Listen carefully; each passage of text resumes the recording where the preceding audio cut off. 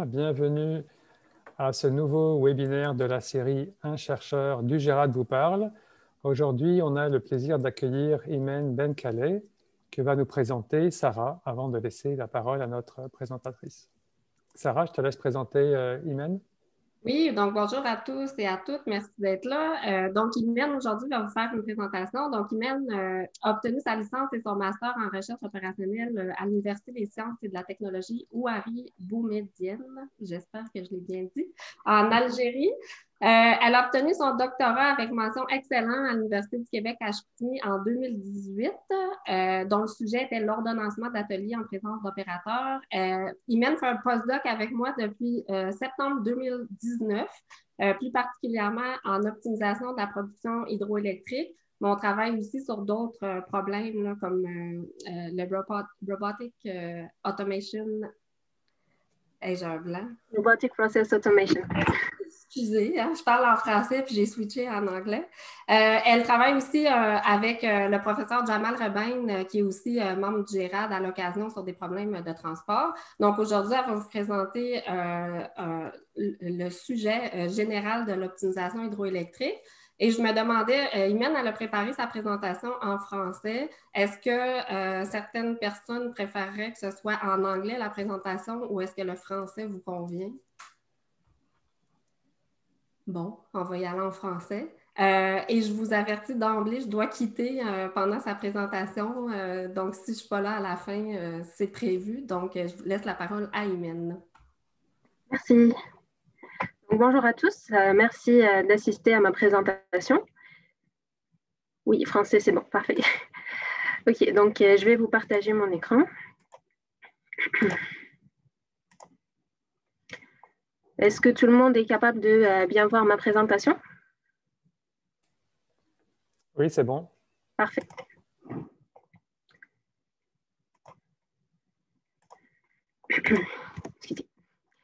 Donc, c'est ça. Dans la présentation d'aujourd'hui, ça se veut un petit peu une introduction au domaine de l'optimisation hydroélectrique. Donc, on va parler grosso modo de qu'est-ce que c'est le domaine, quels vont être les différents enjeux, les tendances actuelles, puis aussi les différents défis. Donc, on va commencer par une petite introduction, donc introduire le contexte de l'optimisation hydroélectrique, puis ensuite présenter c'est quoi qu'un système hydroélectrique, quelques petits détails généraux sur les modélisations. On parlera ensuite des différents horizons d'optimisation qu'on utilise dans ce domaine-là. Et ensuite, on va parler des différentes directions de recherche, donc notamment ce que je fais moi dans le cadre de mon postdoc, puis aussi d'autres questions qui restent ouvertes dans le domaine en question avant de conclure.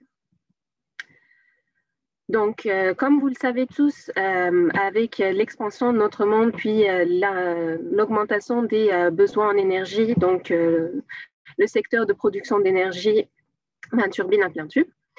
Et dans ce contexte-là, au fil des années, on a l'apparition justement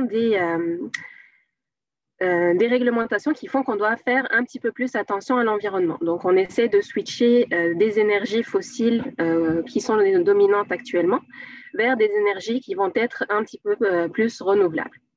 Et c'est dans ce contexte-là qu'on va s'intéresser à l'optimisation hydroélectrique. Donc, c'est une des sources les plus importantes, l'eau est une des sources les plus importantes d'énergie renouvelable, notamment dans des pays qui ont d'importantes ressources hydriques comme le Canada. Donc, on a 12% du territoire du Québec, par exemple, qui est couvert de lacs et de rivières. Et on a énormément de centrales hydroélectriques. Donc, le producteur dominant, ça reste Hydro-Québec avec 62 centrales hydroélectriques. Et on a aussi pas mal de producteurs indépendants, comme par exemple Rio Tinto au Saguenay, qui ont 6 centrales. Donc, ce qu'il faut bien retenir par rapport aux énergies renouvelables, c'est que oui, elles sont renouvelables, mais elles ne sont pas infinies à un instant donné. Donc, on va essayer de voir un petit peu toute la démarche qui va nous permettre d'utiliser à bon escient ces ressources-là. Donc, qu'est-ce que c'est qu'un système hydroélectrique? Donc, c'est composé d'une ou plusieurs centrales. Donc, une centrale, en fait, ça va être simplement un building qui va abriter une ou plusieurs turbines. Donc, c'est ce qu'on appelle, c'est l'appellation courte pour les groupes turbo-alternateurs. Et c'est ce qui va nous permettre de générer de l'électricité. Donc, l'eau va faire tourner les hélices de la turbine pour générer l'électricité. Ce qu'on retient par rapport aux centrales aussi, c'est qu'une centrale, ça peut avoir un réservoir, ça peut ne pas en avoir. On va voir dans quelques slides les différents types de centrales qu'on peut rencontrer. Et on retient aussi que chaque système hydroélectrique est situé dans ce qu'on appelle un bassin. Donc, pour le fonctionnement de la turbine, ça va ressembler à ça. Donc, on a pas mal de manières d'envoyer l'eau dans la turbine. Et en bout de ligne, à chaque fois, ce que ça fait, c'est que la turbine va tourner, puis va nous générer de l'électricité qui va être transmise via des câbles ensuite pour satisfaire une certaine demande. Donc, un bassin, c'est ce qui va abriter un système hydroélectrique. En fait, ça se compose de toute la zone en fait, dans laquelle les précipitations vont se diriger vers un même endroit. Donc, on a par exemple la pluie, ce qui peut arriver de la fonte des neiges, les eaux qu'on retrouve à partir de l'irrigation dans les fermes agricoles, etc. Donc, tout ça va se précipiter dans une même direction, puis ça va venir nourrir notre système hydroélectrique. Et c'est ce qu'on appelle, dans le restant de la présentation, les apports. Donc, l'eau qui va rentrer de l'extérieur de notre système hydroélectrique. On va parler maintenant de production d'énergie. Donc, l'énergie produite, elle va être déterminée par un sous-ensemble de ces paramètres. Tout va dépendre du type de centrale qu'on a. On va le voir, comme je le disais, dans quelques minutes. Donc, ça va dépendre du débit de nos turbines. Donc, à quel débit vont tourner les turbines qui nous permettent de générer de l'électricité. Ça dépend aussi du volume des réservoirs, dans le cas, bien sûr, où il y a des réservoirs dans nos centrales. Et un autre paramètre important, c'est ce qu'on appelle la hauteur de chute. Donc, on va le voir sur un exemple, ça va être plus clair. Donc, on va avoir principalement 3 types de centrales. Donc, les centrales au fil de l'eau, les centrales à réservoir et les centrales avec pompe. Donc, chaque type peut être mis en place dans un certain contexte, donc dépendamment de la structure qu'il y a autour. Et chaque type va avoir ses spécificités en termes de production d'énergie. Donc, on commence par ce qu'on appelle les centrales au fil de l'eau. Donc, ça, c'est des centrales qui ne vont pas avoir de réservoir. Donc, ici, la production d'énergie va dépendre en fait du débit qui est turbiné. Donc, on a une certaine conduite qui va nous amener l'eau qui court naturellement dans la rivière vers notre turbine.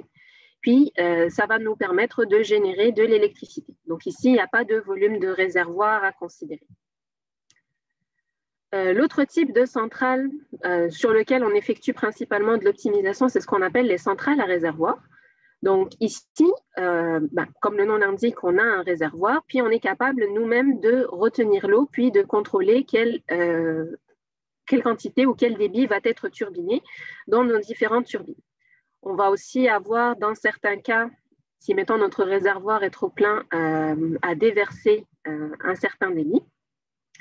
Puis, ici, on a une grille de filtrage, mais on peut imaginer quelque chose de similaire qui nous permettrait de contrôler le passage de l'eau depuis notre réservoir qui est ici, vers notre turbine qui est ici. Donc, comme je le disais, ça fait tourner les hélices, puis ça nous génère de l'électricité. Ici, on a un autre paramètre supplémentaire dont j'avais parlé tout à l'heure, qui va être notre hauteur de chute. Donc là, j'ai mon élévation en amont, puis on a notre élévation en aval, donc après le passage par la turbine. Puis la hauteur de chute, ça va être notre différence entre les deux. Je vais expliquer dans quelques minutes comment est-ce qu'on exprime ça sous forme d'équation. Ensuite, le dernier type de centrale qui est un petit peu moins répandu au Québec, mais qu'on retrouve par exemple en Europe ou aux États-Unis, c'est ce qu'on appelle les centrales avec pompe. Donc, c'est le même principe de fonctionnement qu'une centrale à réservoir, sauf qu'en plus, on va avoir une pompe. Donc, tout va dépendre en fait de la demande qu'on a. Si on a une forte demande, donc on va turbiner beaucoup. Dans le cas où on va avoir une faible demande, on va effectuer des réserves. Donc, on va pomper dans cette direction-là à partir de l'eau qui est en aval vers le réservoir qui est en amont. Puis, la hauteur de chute, ça va rester le même principe que ce qu'on vient de voir dans les centrales à réservoir. Ensuite, on va avoir différents horizons d'optimisation. Donc, le problème d'optimisation hydroélectrique, c'est un problème très complexe. On va le voir, on a énormément de paramètres à considérer et on va avoir différentes équipes qui vont travailler sur chacun des horizons avec différentes vues sur notre problème.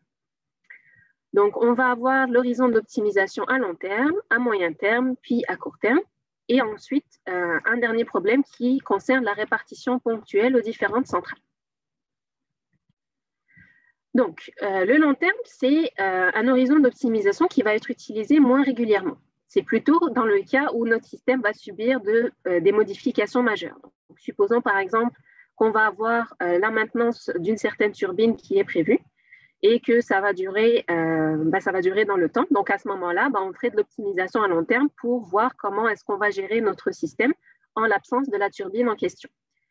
Après, dans les systèmes hydroélectriques, une fois qu'ils sont mis en place, c'est assez rare qu'on rajoute des turbines ou qu'on rajoute des structures, mais ça peut être envisagé dans le cadre de l'expansion du système. Donc, dans ce cas-là aussi, on prévoirait de l'optimisation à long terme. Donc, ça se fait avec des horizons qui sont sur des années. Pour l'optimisation à moyen terme, donc ça se fait plus régulièrement. Ça nous propose des solutions hebdomadaires sur un horizon annuel.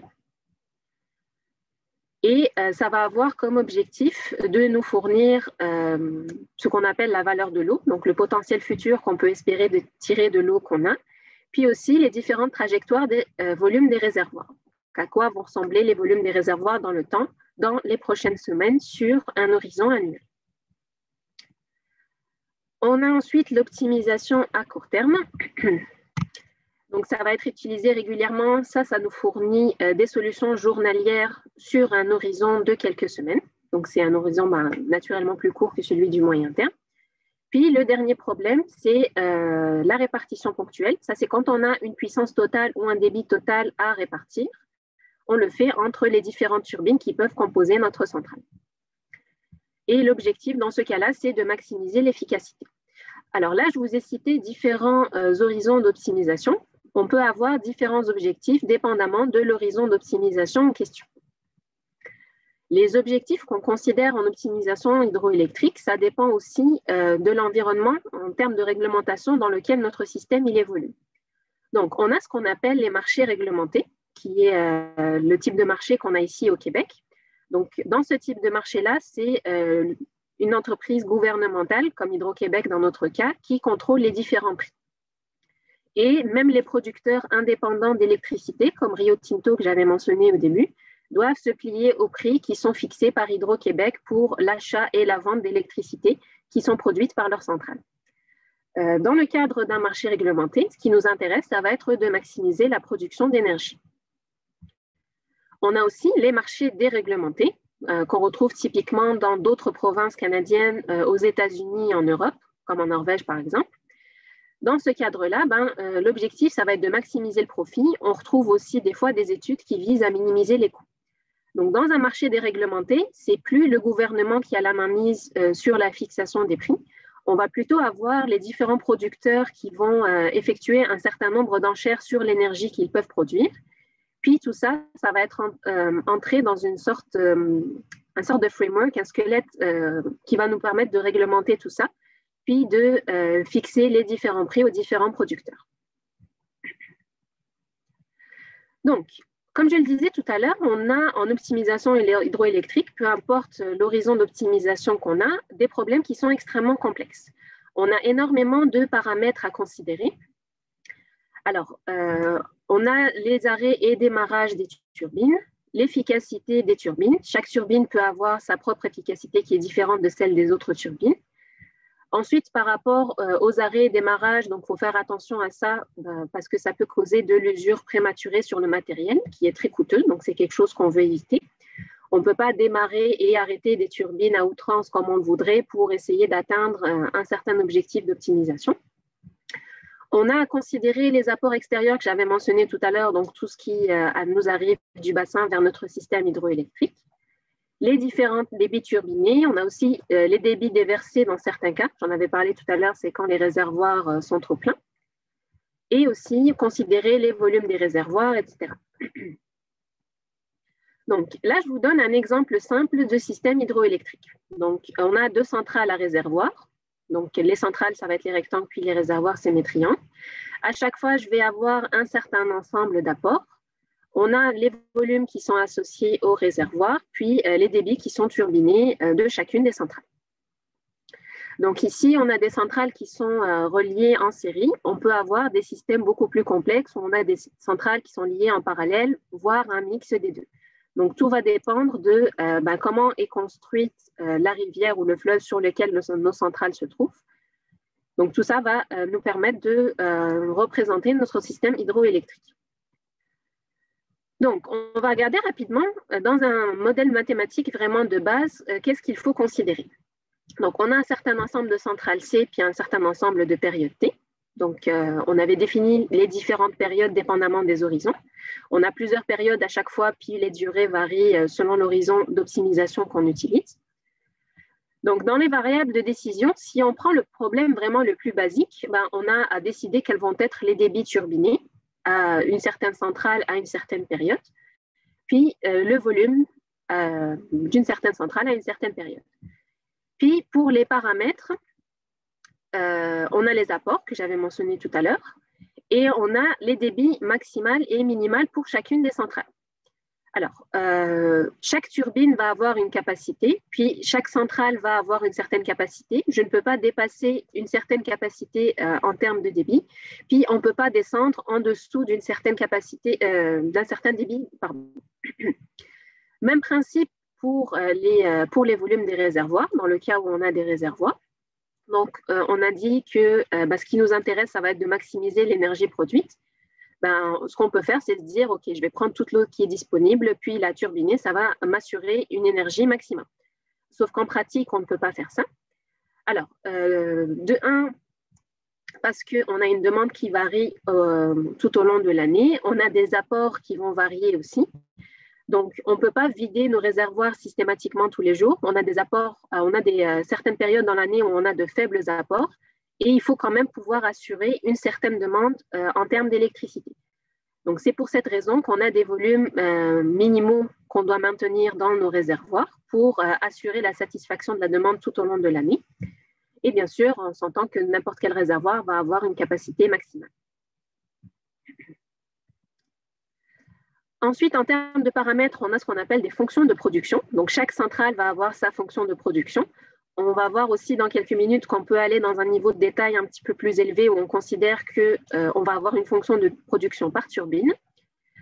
On a le zeta qui est un facteur de conversion, donc tout va dépendre des unités qu'on utilise. Donc ici, j'ai du mètre cube par seconde, je veux passer à de l'hectomètre cube par heure. Puis on a le delta qui est la durée d'une certaine période dans notre ensemble T. Encore une fois, ça varie selon notre horizon d'optimisation. Donc, si on pense à un modèle vraiment, vraiment basique, comme je le disais, il faut s'assurer que nos volumes restent entre les bornes minimum et maximum, donc comme le dit la contrainte 4. Il faut s'assurer aussi que les débits restent entre les débits minimum et maximum, et ce pour chacune des centrales. Et on va avoir des contraintes de conservation de l'eau. Donc, c'est les contraintes de base qu'on retrouve toujours dans un modèle d'optimisation hydroélectrique. Donc, pour n'importe quelle centrale, le volume à une période T plus 1, ça va être le volume actuel. Je vais enlever le volume que j'ai turbiné, puis je vais rajouter les apports. Puis dans un modèle plus détaillé, il faudrait aussi enlever le débit qu'on a éventuellement déversé. Donc ça, c'est pour notre première centrale, c'est ce qui se trouve le plus en amont. Ensuite, pour les centrales qui arrivent en aval, faut considérer aussi ce qui arrive de la centrale qui est en amont. Donc, dans notre cas ici, par exemple, pour notre deuxième centrale, dans l'exemple qu'on vient de présenter juste ici, le volume que je vais avoir à la période T plus 1, ça va être le volume que j'ai à la période T. J'enlève le volume que j'ai turbiné. Je rajoute le volume qui m'arrive de la centrale que j'ai en amont. Puis, on rajoute aussi les différents apports qui nous arrivent de notre bassin. Et en termes de fonction objectif, on va chercher à maximiser l'énergie produite. Donc, l'énergie, c'est la puissance fois le temps. Donc, on va considérer ici notre fonction de production et que je vais multiplier par la durée de la période que je considère et on fait la somme sur toutes les périodes. Ça, c'est le cas, bien sûr, où ce qui nous intéresse, c'est la maximisation de l'énergie produite. Les contraintes de la conservation de l'eau, donc sous forme plus générale, vont s'exprimer comme suit. Bon, ici, pour des soucis de clarté, j'ai enlevé l'indice des centrales. Mais en fait, à chaque fois, on va considérer le volume actuel auquel je vais enlever le volume turbiné, le volume qui a éventuellement été déversé, les différents apports, puis la quantité, le débit qui a été, enfin le volume qui a été turbiné d'une centrale qui est en amont, et aussi du coup le volume qui a été déversé d'une centrale qui serait en amont. Et le facteur sigma que j'ai ici, c'est un facteur de conversion de débit à volume pour garder la cohérence au niveau de l'équation. Maintenant, on va s'intéresser un petit peu plus à notre fonction production. Alors, la puissance produite, donc typiquement l'unité qu'on va utiliser, ça va être du kilowatt. Pour une turbine donnée, elle va avoir la forme suivante. Donc, je vais avoir état qui va dépendre du débit turbiné, que je multiplie par G qui est ma constante gravitationnelle, que je multiplie par le débit turbiné et ma hauteur de chute nette qui va dépendre, elle, de mon débit total. Donc, ce qui fait principalement la complexité d'un système hydroélectrique ou la résolution d'un problème d'optimisation dessus, justement, c'est que les différents paramètres sont tous enchevêtrés entre eux. Chacun va dépendre de l'autre. Donc, ici, le état, ça va être l'efficacité de ma turbine. G, comme je le disais, c'est ma constante gravitationnelle. Le Q ici, c'est le débit turbiné individuel en mètres cubes par seconde. Ici, j'ai le débit total turbiné. Puis la hauteur de chute qui, bien sûr, va dépendre du débit total. La hauteur de chute, je l'avais mentionné, c'est la différence entre l'élévation en amont et l'élévation en aval. Puis l'élévation en aval, elle, dépend du débit total turbiné. Donc, comme je le disais, tout ça est imbriqué. On a la hauteur de chute, ce qu'on appelle gross water head en anglais, qui est la différence entre les élévations en amont et en aval. Et comme je le disais, l'élévation en aval, elle dépend du débit total turbiné. Et la hauteur de chute nette, pour l'obtenir, ce qu'on va faire, ça va être en fait d'enlever les pertes d'énergie qui peuvent être causées par la friction quand on a l'eau qui passe dans notre conduite d'amener. Donc, c'est la hauteur de chute nette qu'on va utiliser dans notre fonction de production. Donc, tout ça, c'est autant de fonctions à estimer puis à essayer d'approximer pour avoir une certaine forme de fonction de production que je vais pouvoir utiliser dans ma fonction objectif. Et bien sûr, on s'entend que tout ça, ça peut être non linéaire. Donc, on va parler dans quelques minutes de comment est-ce qu'on va approximer tout ça. Donc, pour l'approximation des fonctions de production, donc on a différentes façons de faire. On peut s'intéresser à des approximations polynomiales, on peut s'intéresser à des splines, à des plans tangents. Donc, il existe vraiment différentes manières de le faire. Tout ça va nous permettre de représenter en fait notre fonction de production. Je ne vais pas rentrer en détail dans les spécificités de chacune des techniques, mais toutes vont nous permettre en fait d'approximer notre fonction de production qu'on va ensuite considérer dans notre modèle d'optimisation. Donc, on a un exemple ici où pour une certaine hauteur de chute, j'ai la puissance en fonction du débit, donc water discharge. Et on retient ici qu'étant donné que c'est quelque chose de non linéaire, que ça dépend de tous ces facteurs-là, pour chaque hauteur de chute, je vais avoir une fonction qui va être différente. Puis ensuite, ici, je vais atteindre en fait mon débit maximum. Donc, à partir de là, la puissance, on va devoir déverser. Donc, à partir de là, la puissance va être réduite. Donc, ça, c'était par rapport à la fonction de production de puissance. Puis, nous, ce qui nous intéresse, c'est l'énergie. Donc, c'est la puissance fois le temps. Donc, l'énergie produite par une turbine sur une certaine période T, elle va être donnée par l'équation suivante. Donc, la somme des puissances fois les delta T, où les delta T, c'est la durée de la période T. Donc, les équations que je viens de présenter, dans chacune, on considérait que j'avais une fonction de production par centrale. Donc, on considère ce qu'on appelle un modèle agrégé. Chaque centrale est considérée comme un tout. Donc, on ne fait pas la différence entre les différentes turbines. Comme dans n'importe quel problème d'optimisation combinatoire. Donc, on part de quelque chose où j'ai beaucoup d'hypothèses simplificatrices pour être capable de au moins entamer la résolution du problème. Puis ensuite, au fur et à mesure, on ajoute à chaque fois des couches de détails pour être capable d'avoir des résultats qui vont être plus précis. Donc, dans ce cadre-là, ce qu'on va faire, ça va être d'utiliser des modèles par turbine. Donc, à ce moment-là, je ne considère plus ma centrale comme un tout. Si ma centrale a plusieurs turbines, je vais m'intéresser à la fonction de production que je vais avoir pour chacune de mes turbines. Ensuite, dans ce cadre-là, on va avoir une autre difficulté supplémentaire. il faut déterminer le nombre de turbines qui vont être en marche à chacune de mes périodes. Il faut déterminer aussi les configurations de fonctionnement. Supposons que j'ai 4 turbines, je vais avoir une différence entre le fait de faire fonctionner les turbines 1, 2 et 3 et les turbines 2, 3 et 4. On avait mentionné que chaque turbine va avoir sa propre efficacité. Et si on considère tout ça dans une configuration qui a plusieurs turbines, donc à chaque fois, ça va nous donner une fonction de production différente. Donc, on s'intéresse, comme je le disais, aux caractéristiques de chacune des configurations de fonctionnement. Donc, ça ajoute encore à la complexité inhérente qu'on avait déjà de base dans un problème d'optimisation hydroélectrique. Autre aspect problématique, l'incertitude. On avait parlé tout à l'heure des différents apports qu'on reçoit dans notre système hydroélectrique à partir de notre bassin. Alors, comment on peut s'y attendre? On a vu d'où venaient ces apports-là. Donc, c'est les précipitations, ce qui arrive comme irrigation depuis les fermes agricoles, la fonte des neiges, etc. Ce n'est pas quelque chose qu'on peut prédire avec certitude. Ce n'est pas une donnée que je peux avoir avec certitude au début de mon problème. Donc, on va avoir plusieurs paramètres dans un système hydroélectrique qui vont être incertains ou qui peuvent être incertains, comme par exemple les apports. Comme je le disais ici, on est dans un marché réglementé au Québec, donc c'est Hydro-Québec qui fixe tous les prix, mais dans un marché déréglementé, on aurait une incertitude supplémentaire qui serait par rapport aux différents prix qui seraient fixés par le framework régulatoire dont j'avais parlé tout à l'heure. On va parler maintenant plus en détail des différents horizons d'optimisation qu'on utilise, ou selon lesquels plutôt on résout nos problèmes.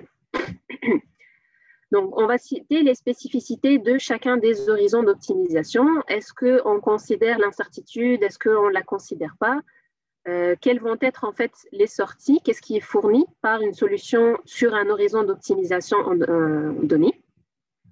Et on va commencer par le long terme. Donc, on avait mentionné que le long terme, c'était celui qui était le moins régulièrement utilisé, donc qui se fait sur des horizons de plusieurs années et qu'on utilise seulement quand on a un changement majeur au niveau de notre système hydroélectrique. Donc, pour le long terme, et en fait pour chacun des autres horizons d'optimisation, je vais présenter un petit peu la tendance actuelle et un petit résumé, si vous voulez, des différents types de méthodes qui sont appliquées pour sa résolution. Donc, on a pour le long terme la programmation dynamique stochastique. Donc, typiquement, en long terme, on considère toujours l'incertitude qu'on a sur les apports. Puis, quand on est dans un système déréglementé, en plus de ça, on considère l'incertitude sur les prix. Donc, on utilise la programmation dynamique stochastique. Donc, c'est une variante stochastique de la programmation dynamique, comme le nom l'indique.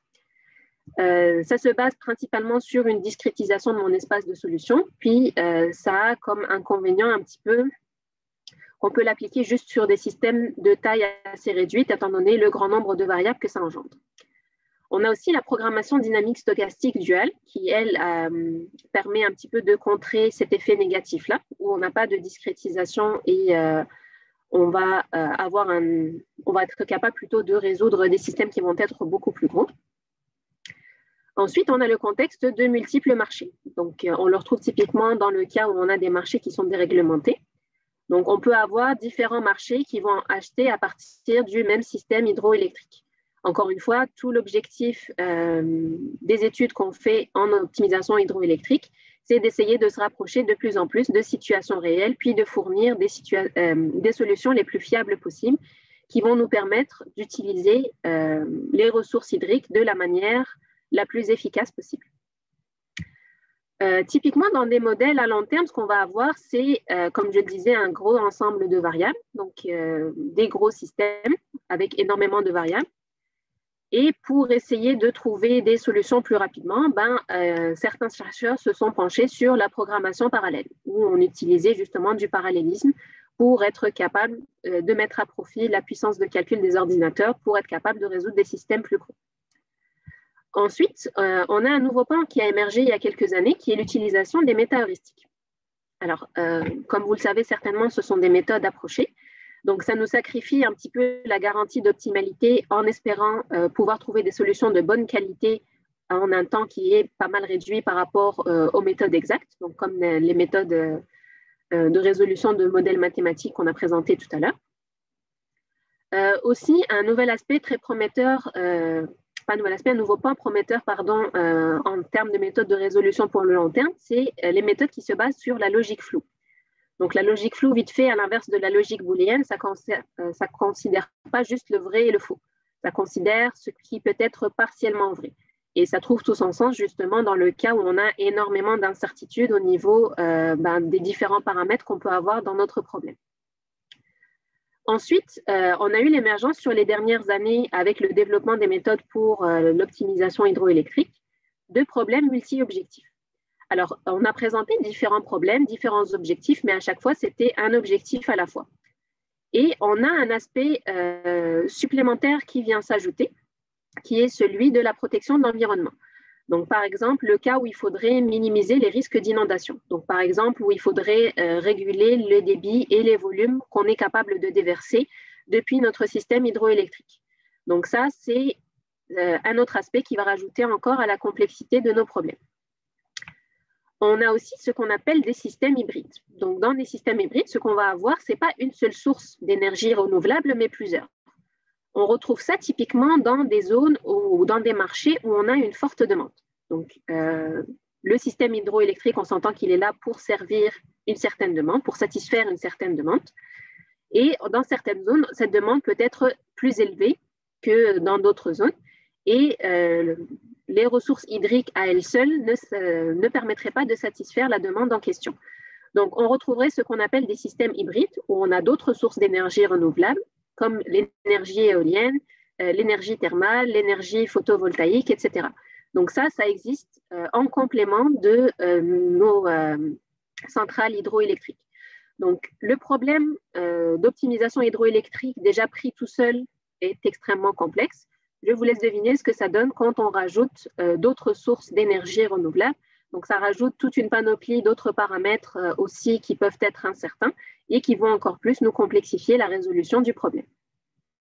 Mais encore une fois, c'est un pas qui est nécessaire vers l'obtention de modèles qui vont être plus proches de ce qui se passe en réalité et qui vont nous permettre en fait de résoudre des problèmes pour soit des cas où on a de la forte demande ou alors des cas où on a des systèmes qui vont être un petit peu plus gros et qui vont nécessiter plus d'énergie.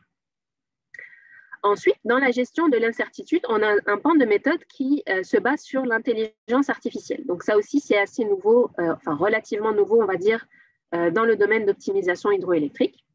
Donc des méthodes basées sur l'intelligence artificielle qui permettent de faire de la prévision sur les différents paramètres qui peuvent être incertains, dont les apports, par exemple. Ensuite, on va avoir les modèles à moyen terme. Donc, je rappelle vite fait, c'est des modèles qui vont nous permettre d'obtenir des solutions sur un horizon annuel, puis des solutions hebdomadaires. Donc, on est sur un horizon qui est beaucoup plus court. Puis ici aussi, encore, typiquement, on considère l'incertitude. Un autre aspect important qu'on considère dans le moyen terme, ça va être les différentes variables hydrologiques. Alors, quand j'ai parlé des apports tout à l'heure, dans la modélisation, on a considéré qu'on avait des apports. On ne s'intéressait pas aux sources détaillées de ces différents apports-là.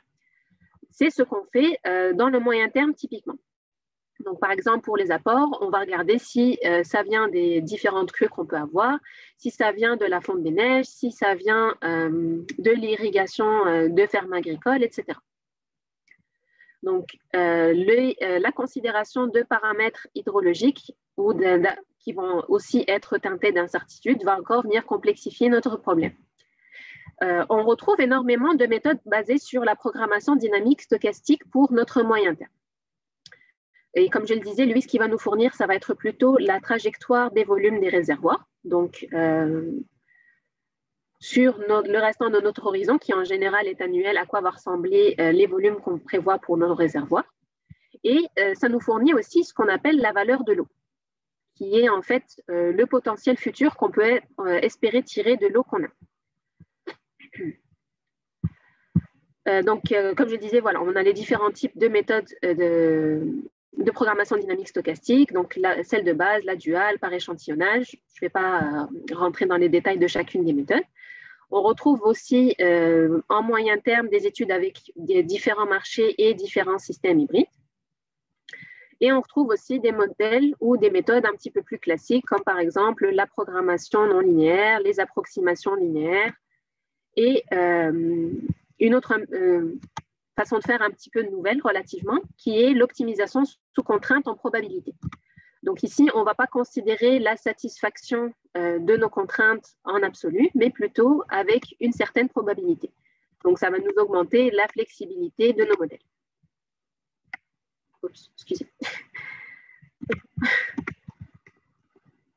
Pardon, oui.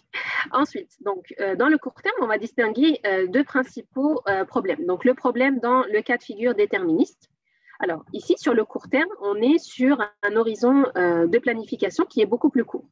Et des fois, ce qu'on fait dans ces contextes-là, c'est de considérer que nos apports sont déterministes. Ça permet d'obtenir quand même relativement des solutions assez correctes quand on applique ça sur des systèmes réels. Et dans notre court terme, ce qu'on va chercher à déterminer, ça va être comment est-ce qu'on fait fonctionner nos turbines et quels débits vont être turbinés justement dans chacune de nos turbines. Donc, on est sur des méthodes beaucoup plus classiques ici, donc les modèles linéaires, ce qui utilise la relaxation lagrangienne, des modèles linéaires en nombre entier, etc. Ensuite, pour le court terme, on a aussi un pan qui est stochastique, donc où on considère l'incertitude, mais toujours dans le court terme.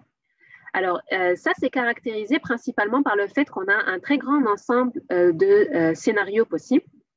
Donc, on cherche à modéliser notre incertitude avec certaines probabilités. Et donc, on se cherche une manière un petit peu plus intelligente d'explorer les différents scénarios qu'on peut avoir dans la recherche d'une solution qu'on veut optimale.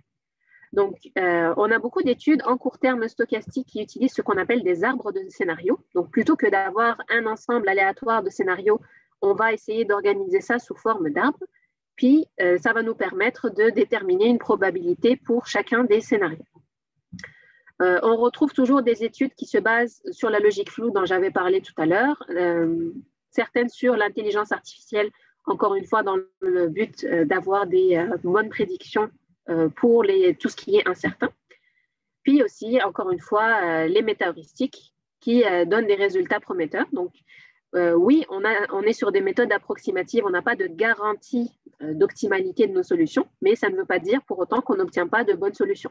C'est juste l'absence de garantie qui dérange. Mais en se comparant à des résultats historiques, des chercheurs ont été capables de prouver que les méthodes approchées, comme les métaheuristiques, permettaient de donner de très bons résultats.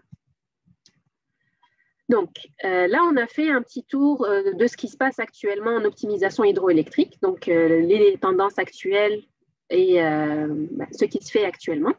Et là, je vais vous parler un petit peu plus des problèmes qui restent ouverts dans le domaine, donc notamment ce que je fais moi dans le cadre de mon postdoctorat. Alors, on s'intéresse plus particulièrement aux modèles en moyen terme puis à court terme. Pardon.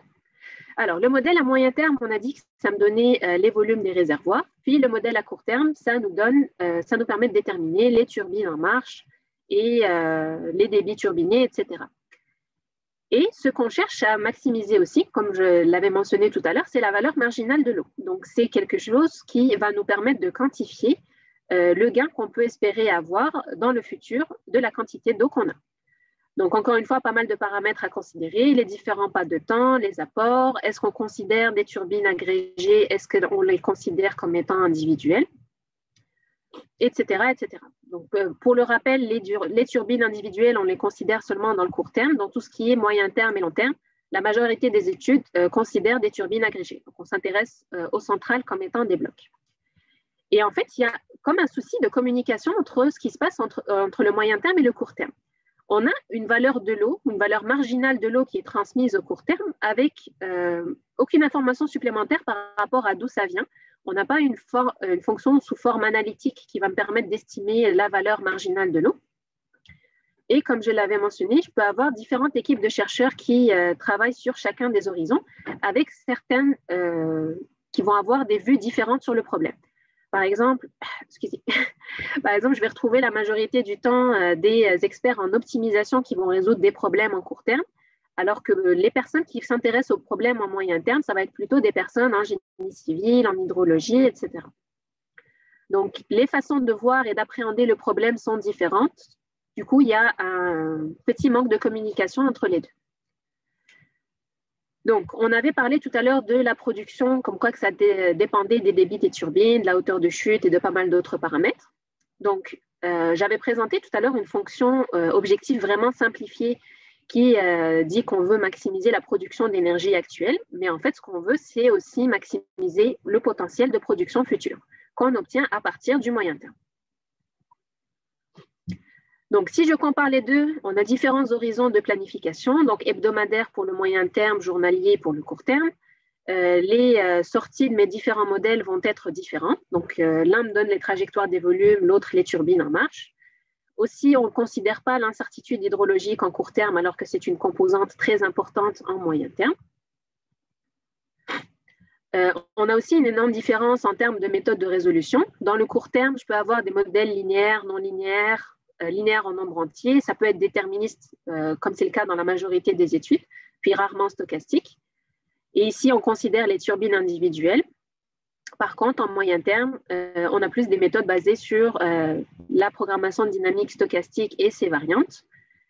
Et comme je le disais, on considère les turbines agrégées, l'incertitude hydrologique. Donc, tout ça fait que, si vous voulez, les deux problèmes évoluent dans des sphères un petit peu différentes. Puis, on pense, ou du moins on se propose d'explorer la piste qui dit que s'il y aurait une meilleure communication entre les deux horizons d'optimisation, ça donnerait des meilleures solutions. Donc, dans les objectifs qu'on se fixe, on veut d'abord étudier l'impact de la formulation à moyen terme sur les solutions à court terme. Donc, on peut avoir différentes formulations possibles pour notre moyen terme, différents ensembles et sous-ensembles d'incertitudes hydrologiques à considérer. Donc, il faudrait voir lesquels sont plus pertinents à inclure dans le court terme ou pas. Et ensuite, on se propose des stratégies pour coupler moyen terme et court terme. Donc, à date, on a un seul article sur le sujet, qui est dans un contexte multi-objectif. Donc, tout d'abord, ce qu'on ferait, c'est de concevoir des modèles à moyen terme, à court terme, puis ensuite de voir les différentes manières ou d'explorer différentes manières d'approximer la fonction de production. Ensuite, un autre aspect important à souligner, c'est qu'il faudrait qu'on considère la même fonction objectif pour les modèles à moyen terme et à court terme. On a différentes études où des fonctions ou des modèles à court terme ont récupéré de la valeur de l'eau d'un modèle à moyen terme alors que la fonction objectif était différente. Donc, encore une fois, ça fait une transmission d'informations un petit peu anarchique. Et on étudierait l'impact de l'agrégation des turbines, de la durée des périodes, des nombres des scénarios d'apport, etc. sur la production de l'énergie. Ensuite, à la lumière de ce qu'on a trouvé après avoir réalisé notre premier objectif, on s'intéresserait, on se fixerait avec des tests dans des situations réelles à obtenir de bonnes solutions opérationnelles. Bien sûr, il faudrait s'intéresser au temps de résolution que ça prendrait. Il faudrait quelque chose qui puisse être mis en place dans chez des producteurs d'hydroélectricité. Et on évaluerait la pertinence en se comparant à des résultats historiques. Donc là, je viens de vous parler de la direction de recherche que j'explore dans le cadre de mon postdoctorat, mais il existe pas mal d'autres questions ouvertes en hydro actuellement, donc notamment l'amélioration de la qualité des modèles de prédiction. Donc, les apports, on s'entend que c'est une composante très importante dans les modèles d'optimisation hydroélectrique. Donc, meilleure est la qualité de la prédiction, meilleure va être la qualité de la solution obtenue. Donc, on a tout un pan de méthodes qui se proposent d'explorer des modèles de prédiction différents, puis de présenter les avantages et les inconvénients de chaque pour essayer d'obtenir quelque chose qui soit le plus précis possible. Comme je l'ai dit, un pan assez nouveau, c'est l'exploration des méthodes qui sont basées sur l'intelligence artificielle, donc toujours dans le cadre de l'obtention de prédictions, mais pas que. On a aussi une émergence des problèmes multi-objectifs. Donc, tout à l'heure, j'avais parlé de certaines contraintes environnementales, puis d'essayer de contrôler les risques d'inondation. Mais il y a aussi d'autres objectifs qui peuvent être considérés simultanément quand on résout un problème d'optimisation hydroélectrique. Et bien sûr, un autre pan qui est en pleine expansion, qui est celui des systèmes hybrides, dans le cadre de la résolution de notre problème dans des zones où il y a une forte demande. Donc, comme par exemple les zones industrielles qui ont des activités effectives à outrance. Donc, voilà. L'objectif, c'était de vous présenter un petit peu un tour d'horizon de ce qui se passe dans le domaine de l'hydroélectricité. Donc, un petit peu depuis les bases et en passant par une revue de la littérature et les tendances actuelles vers les questions ouvertes qui restent ouvertes dans le domaine. Donc, un autre aspect, comme je le disais, à souligner, c'est la complexité des différents modèles qu'on peut avoir, peu importe l'horizon d'optimisation qu'on a. Et on s'intéresse, comme je le disais, à essayer un petit peu d'avoir un framework unifié qui nous permettrait de prendre le problème comme un tout et d'essayer d'améliorer la transmission d'informations entre les différents termes pour améliorer la précision et la pertinence de nos modèles et du coup améliorer la gestion de cette ressource qui est renouvelable, mais certes pas infinie, donc ressource précieuse qui nous permet de générer de l'énergie. Donc voilà, je vous remercie pour votre aimable attention.